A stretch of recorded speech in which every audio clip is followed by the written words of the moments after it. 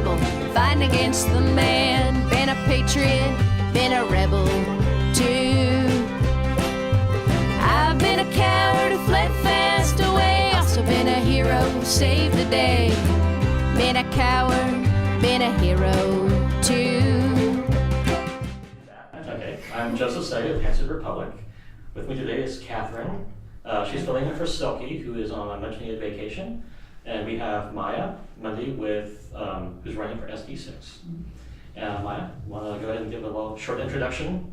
Definitely. Well, I definitely appreciate you both having me, Joseph and Catherine. It's been a whirlwind of the last 2 weeks, but the whole process has been really engaging, and more than anything, it's been very encouraging to engage with constituents of SD6 and just really hear about the issues they want addressed and the voices that aren't really being represented.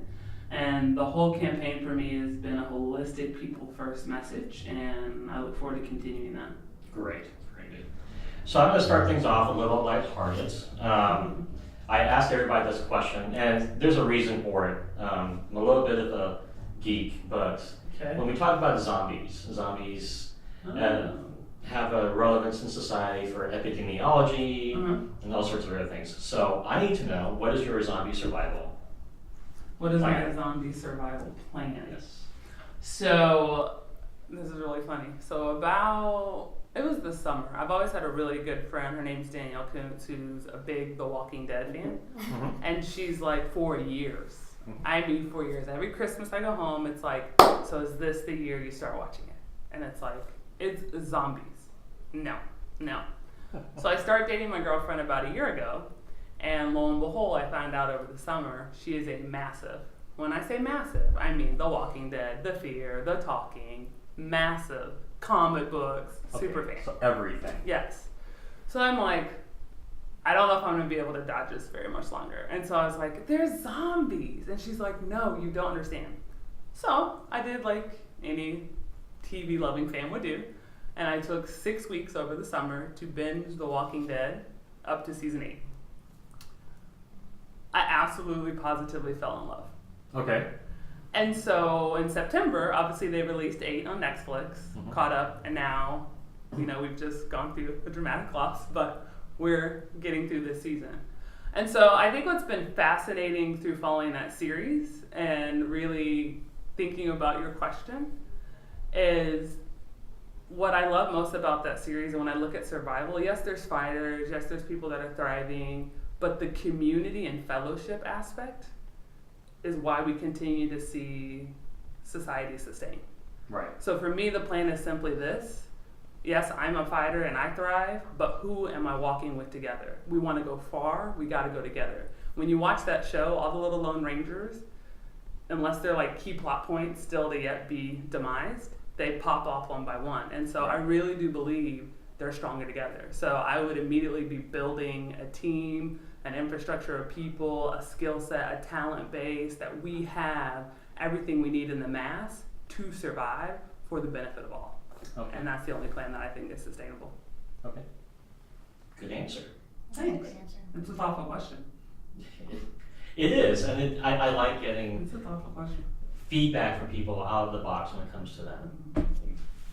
Alright, well, just as we're moving in, let's start with your beginnings. What's your favorite childhood memory?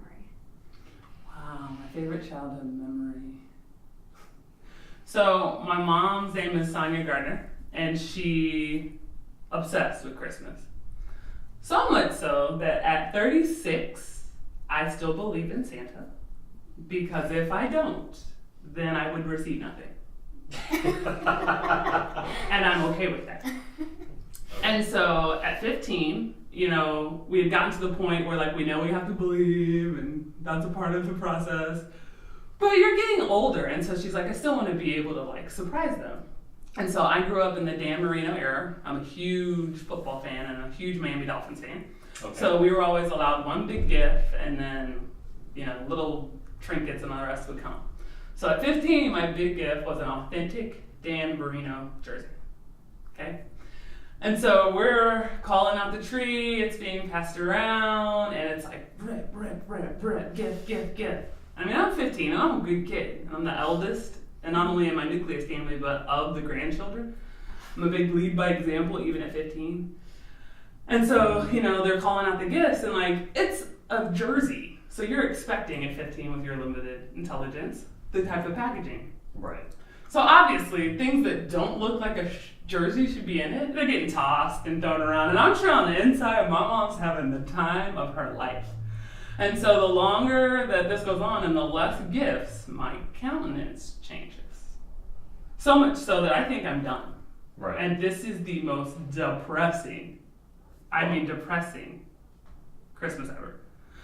And so I'm disgruntled, we're all done, and my mom, she's a camera picture, love and fooled in, and now she's still got it going. You can tell she's getting on the inside, but still on the outside.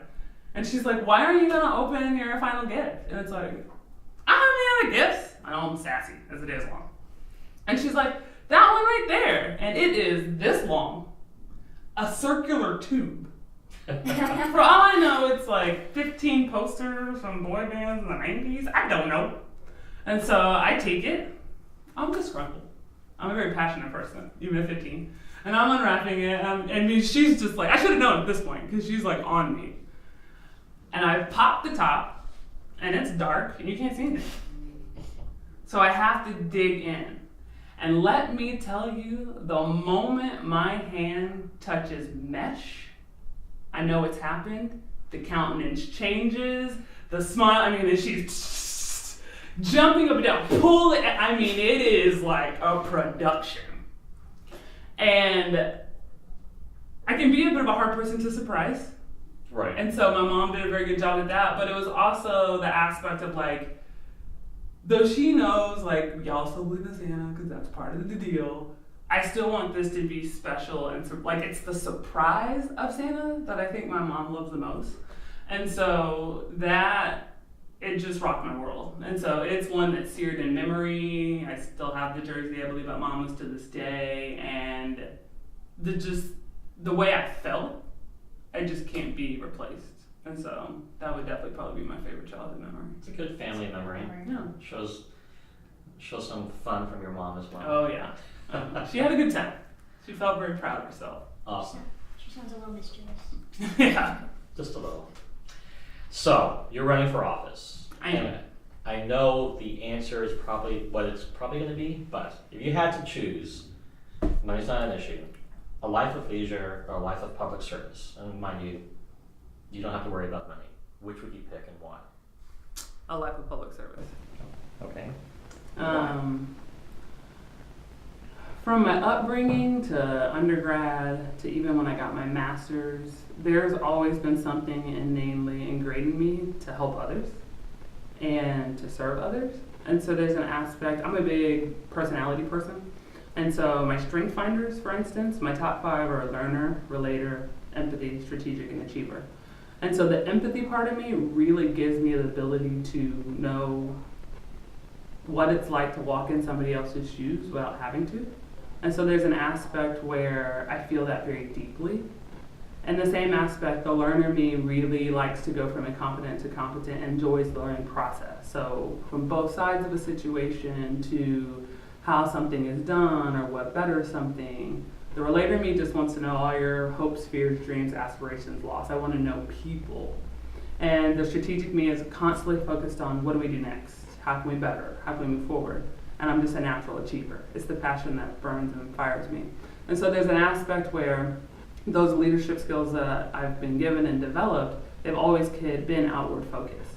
And so a lot of that outward focus comes from the internal challenges I had to overcome, my own upbringing, my own intersections in life. And so there's just always going to be a part of me, no matter how old I am, what stage of life, that I want to help increase the happiness of others, and I just want to make people's lives better.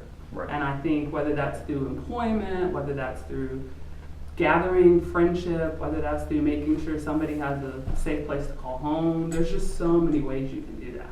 And I just think that's a great joy. Good answer. So from this whole experience and your experiences interacting with constituents, what would you say is the most pressing issue that SD6 faces right now? Mm-hmm. So I would say throughout this process, and it's been very interesting to watch threads, whether online or be in forums and hear additional questions, or even going through the questionnaire process through different organizations and the selection and screening process for endorsements. The three things that keep coming up countless time and time again with SD6 have been voices like the homeless, how we're engaging them, how we're walking with them, how we're serving them, what we're truly doing or not doing to make their lives better, and quite adamantly should be making their lives better. Senior citizens have come up quite a bit, as well as gun sensible laws have come up quite a bit. Specifically, I live in the North Side Village neighborhood, and I mean, it was just last weekend we lost a student, at Cross Timbers in Yale, just under 18 party, and things went a direction they shouldn't have due to gun violence. And those have been consistent things that have come up over and over again in the last couple weeks. So how would you, kind of delving deeper into that, right? So this is, how do you address the homeless problem? How would you address gun violence specifically? Like, what do you have any thoughts on that? Have you done any research into it? What first steps that you would take? Yeah. So I have thoughts on all three, because there's an aspect, everything I do has a holistic people first view. So all my answers are going to take all of man into consideration, and they're going to be people first. And so there's an aspect where I decided to enter this race, being a constituent of SD6, I just think there's a lot of voices that aren't heard, and those are some key ones. So when I've engaged individuals in regard to the homeless conversation, I had a lovely conversation with an individual after our Super Neighborhood 22 forum, and she's like, Maya, I've been working with the homeless, and to be quite honest, like, a lot of them just struggle with trusting, or a lot of them are very comfortable with their situation, and so building a system that allows them to build trust based on how they need to build it, as well as realizing, it is an inside outward thing. And I think about the homeless, what's so powerful with what the lady shared with me is I don't think it's a problem to be fixed. I think it's people who need to be cared for. And so there's an aspect where going from the inside out and building trust, what are the things we need to be laying out that allows them to feel safe? Because if they don't feel safe, just like in all the other examples that we'll talk about, they're not going to move forward and communicate what really truly they need to increase their happiness. And then once they communicate those things, it's very important. I'm a very intersectional person to where we realize I don't need you to look like me. I don't necessarily need you to live a life like me. There's an aspect where some homeless people, maybe they've never had a situation where they've had to manage a home, or they've been responsible for things that come with managing a home. Those are skills that are built over time. And so there's an aspect where I want to know how to increase your happiness and the holistic aspect. And they are the ones to tell us that. But if they don't trust us, if they just feel like a number going through a conveyor belt or a system, that's not going to get anywhere. And so we've got to be able to meet with them, build those relationships, and truly let them tell us how best can we serve you, because we're invested in your happiness. Okay, good. So, kind of moving into that same tone or same line of thought, the state of the legislature right now. We all know there's a lot going on in society. How do you personally feel about the state of the legislature, and how do you think you can help improve the situations? So that's a really good question. I got to do some research because, a couple of my opponents have been in that for a while, so they have voting records, and we know how they've voted on things. And even with this past Monday, this legislature, the 86th opening, they have until March to decide what they're going to file, and kind of looking at what's being filed and what's going on. There's an aspect that when I research and when I look at what recently happened and what's being projected to happen, I struggle with our prioritization in our state legislature. For instance, things like Representative Stickland's constitutional carry. And so there's an aspect where I get for him and probably his constituents why that may be most important. But then there's aspects that when I pull back and look at a bigger scale aspect, and I think about our public education system. Is that more important than our public education system? I think one of the things I saw is we're going back to trying to reignite the UT A&M game. Now, I'm not going to step on tradition because I'm not a native Texan. Right. I'm from Missouri and I moved here from New York, and I know that that's really important, but I also know the last individual that tried to do that didn't even get a committee meeting. Right. And so there's an aspect where I get that we can focus on 15,000 different things, but data and statistics will communicate where we should be focusing. And so there's a part of me that I really wish within the legislature that we didn't so much pick at these interests, feel-good things personally or based on a smaller group of Texans, but yet we looked at the state as a whole. And we educate an number of students across the board. And so there's aspects where the impact that those then have, think about our job force, think about things that trickle down. And so I'd rather see a big picture domino funnel and focus on those things and prioritize them in a holistic people first view than any of the other subcategory things. And that, when I look at the legislator, I want it to go that direction. Okay. Yeah, so you've spoken about prioritizing. So if you were to get elected, what would be the single most important thing that you would want to accomplish? So I am someone, and when I think about my own story, I know we're going to get personal at some point. You'll hear me talk a lot about education, and you'll hear me talk a lot about it's the differentiator in my life, and you'll hear me talk a lot about like why I've gone the path I've gone, even professionally because of it. And so I do think that public education is a right, and I think more than it being a right, it's something that should be protected, because it affects us on so many levels from a holistic standpoint as a country. So the jobs we're going to fill, the citizenship we're going to have, there's aspects of the economy we're going to sustain, and so we must invest in generations to come. And so the teacher disparity in pay, I'm not okay with. The lack of funding in classrooms, I'm not okay with. I think the state should pony up a whole lot more than they currently do, and that's been reduced over years, and it's continued to be reduced. It needs to be the number one priority. And so they would be educational initiatives. Okay, so what do you think would go into doing, I guess, first steps? Well, first and foremost, I think the state should fund well over 50% of public education. I am somebody who, when I say I don't necessarily like to limit choice, what I mean by that, and I kind of use it from the monopoly business sense, I like competition. But what I like about the fact that we don't allow monopolies is we don't take choice away from people. So I am not going to say that everything needs to be public education. There are some individuals that thrive in a private setting, and there are some individuals that thrive in a charter setting. But what I am going to say is that system across the board needs to be more equitable. So if public education is going to be the only one who can't pick and choose, then that's not equitable. So you've either got to create benchmarks and you've got to create regulations to where the others are picking and choosing as well, or there's just no equitability in it. And so there's an aspect where that playing field needs to be even. You can do that one way through funding. You can also do that one way through regulation. And so I'm big on creating legislation and laws that will make education more equitable. There's aspects where, the way that the current system is set up, privilege really is going to dictate the type of education you're going to have and where you live. But all those things, whether it's where you live, the amount of property tax you pay, privilege rolls into all that.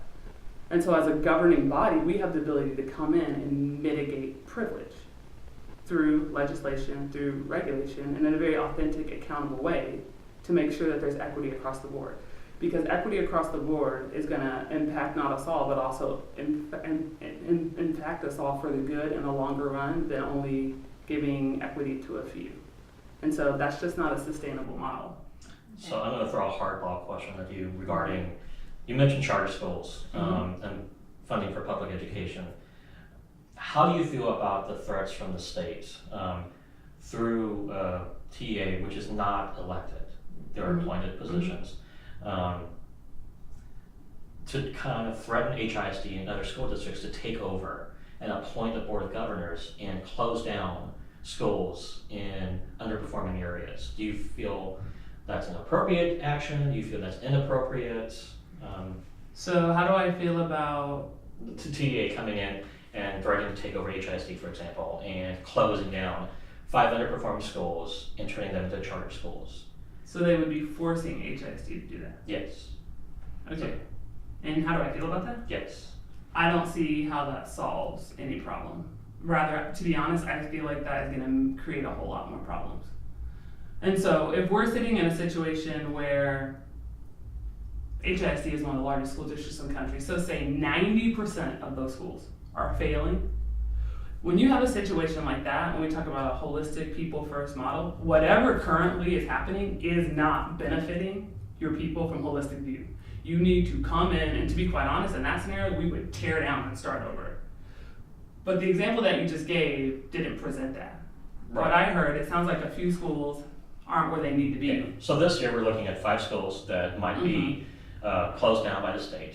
And the state passed a law a couple of years ago, actually it might be 4 years now, where if there were schools that were underperforming for a certain period of time or more, the state could take them over, they could charter them, or they could take over the entire school district.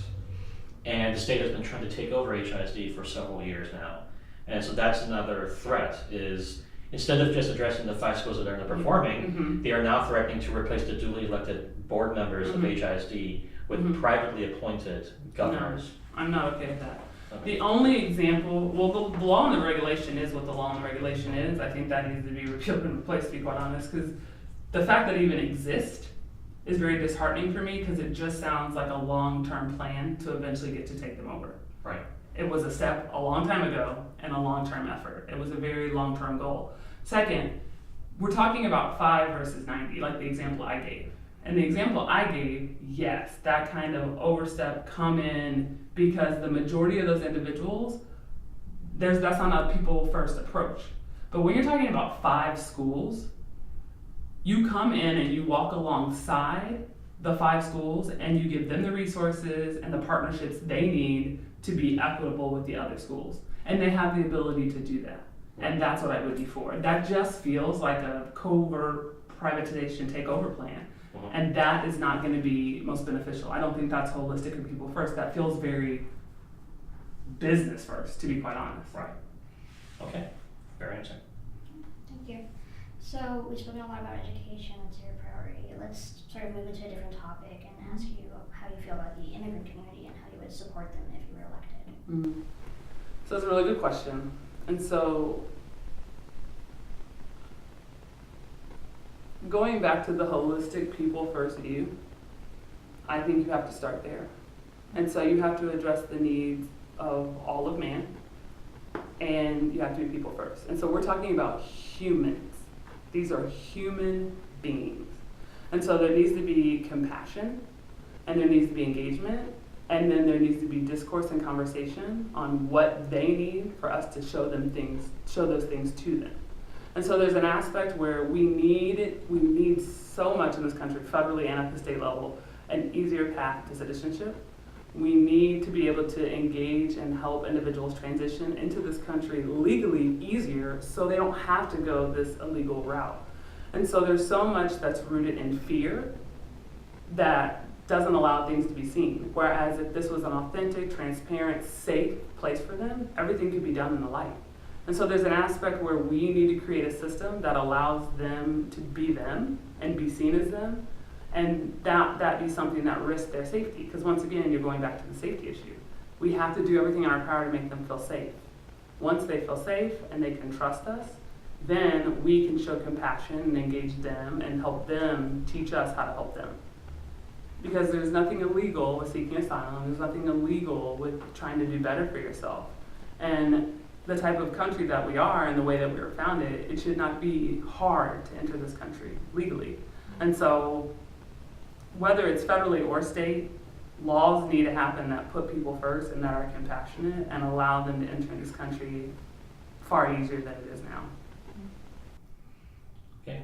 So we're going to do one last question, which is, what's the last show you binge watched? Moving things back to kind of lighthearted.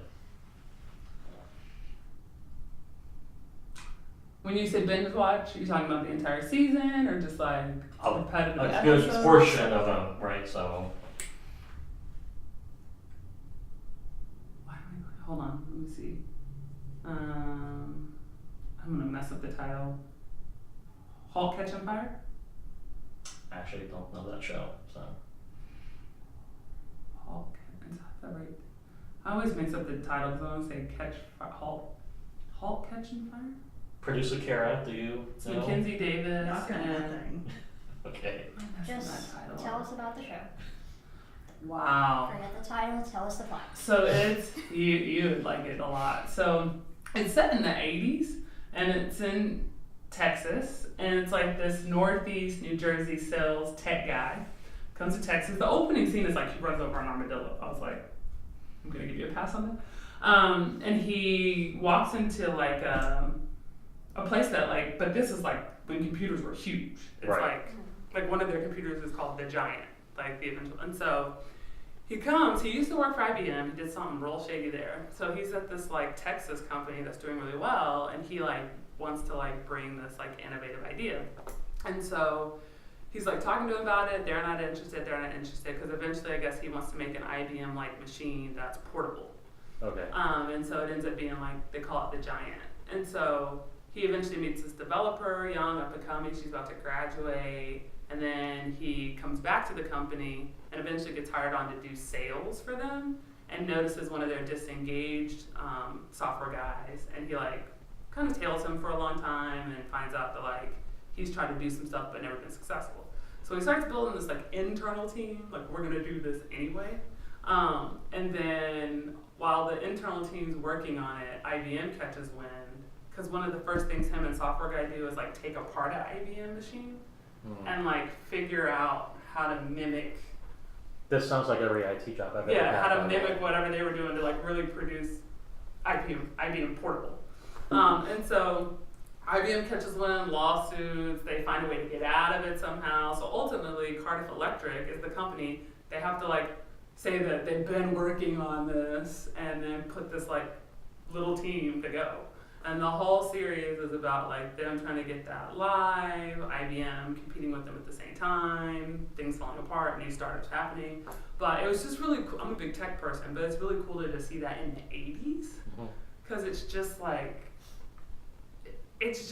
they're dealing with things like we would never have to deal with. And like, you know, I walk around with this. But like this started like, you know, so it's just like, yeah, I just find it so fascinating. I think it would have been really fun to be a part of tech in the 80s. I have some memories of seeing those huge mainframes in the 80s. My dad worked for a bank downtown and they had these huge sorting machines and huge mainframes. It was fascinating. So, one last question. What about your background and what about you made you kind of decide to jump into this? Give us a little bit about yourself. So in your own words, why do you think you're the right fit for this? And what kind of led you to this path? So I've always been public service minded. And so whether that's how I was raised, grandma in church, I went to Christian Liberal Arts University where service came first. I've always wanted to help others. So there's an aspect where I've done quite a bit of volunteering with different organizations in Houston, whether it's tech focused, education focused, civic focused, as well as even economically focused. When the NCAA came here, I was one of their volunteers. I was a captain volunteer when the Super Bowl came here for Super Bowl Live. And so I just am the type of person that wants to help and make things better. And I think that things are most made better through strategic, innovative partnerships. And so I like to focus on that personally and professionally. And so there's an aspect where I always am looking for other ways to give back and to serve. And I'm also an Enneagram fan when it comes to personalities, and I'm an 8. And an 8 in the Enneagram is the challenger. And so as an ENTJ, which is my Myers-Briggs, which is like the executive, I just have that natural personality. I don't have a problem standing and being the voice that others funnel through. I don't have a problem making sure others are heard. I'm the type of person that's gonna fight for those things. And it's very important to me that all voices are heard because all voices matter. And that holistic people first approach, I take in everything. I'm an executive search consultant by trade. That's a fancy word for headhunter. And so there's an aspect where I'm constantly taking a business objectives and going to the marketplace and taking a very detailed skill set and aligning to a bullseye. And without the bullseye, there's no win-win-win. And that's what I'm constantly focused on. The firm can't win and the client lose and the candidates who don't win. We all have to win. And there's things that we all have to bring to the table and sacrifices we all have to make to pull that off. That's what I do day in and day out. And anything I've gotten to volunteer in, I still see that also being done with my community. So when this opportunity came up and Governor Abbott put out the call, there was a part of me that was like, why not now? Why not now? And so whether it's professionally, personally, or politically, I want to ensure that all voices are heard, that we address things holistically across all intersections, and that we keep people first in front of everything. And that push and pull and sacrifice and give and take is done for the greater good. And that the voices are heard, and especially marginalized voices. Rarely do you have to ever fight for the majority's voice. It's the ones that are marginalized or the minority. And those voices need to be fought and heard for as well. Okay. Thank you so much. No, thank you so much. Appreciate your time. Yeah, definitely. Anything else? No? Well, just looking at it on more of a micro level, we've got, 4 candidates for this position. Mm-hmm. So, and you mentioned you don't have a lot of political background. Yeah. How do you think that's going to affect you going into the process? Mm-hmm. So my learning curve is quite larger. And so there's an aspect where, yes, Ms. Hernandez and Ms. Alvarado, I mean, they've been in the House 10, 13 years. But even this election, was it in March? I think it was March to July, and Ms. Garcia had communicated, like, I'm stepping out regardless. Right. And so, they made their public announcements then that they were going to get into this race, and they've kind of just been waiting. So that gives them more time to raise money, more time to build a volunteer base, more time to, strategize as such. Whereas I made the decision when he put out the call. So my turnaround time frame is literally 4 weeks. And so there's an aspect where the strategies are very different. I focused a lot more on social media. I focused a lot more on engaging individuals in the community of SD6 who are already connected to large constituent bodies, who they know where the grumblings are, they know the people who aren't being heard, they know the marginalized, and then going through the selection process and talking to the different organizations like TOP that are heavily engaged, involved, and this is what they see and this is where things are going. And so a lot of my strategy besides social media has been to assimilate into what's already going on. Nobody's trying to recreate the wheel, and nobody's strategically trying to recreate the wheel in 4 weeks. And really more than that, as name recognition has gotten out there, and as, who is Mia Mundy? I got a lot of that out the gate, literally Facebook messages, who are you? It's really just continuing to present that holistic people first mentality. I'm a passionate individual who wants to passionately serve this district and who wants to fight for the change that we still don't see and make sure that marginalized voices are heard. And so though the learning curve is steep, it doesn't necessarily mean that I'm not up for the job. Okay, thank you. Okay. Thank you. Thank you for your time. Thank you so much for having me. It was great. Before you guys move, can I get a very staged photo? Yes, Hold you on. can. Yeah. I've been a patriot, pledging to the flag. Also been a rebel, fighting against the man. Been a patriot, been a rebel too. I've been a coward who fled fast away. Also been a hero who saved the day. Been a coward, been a hero too.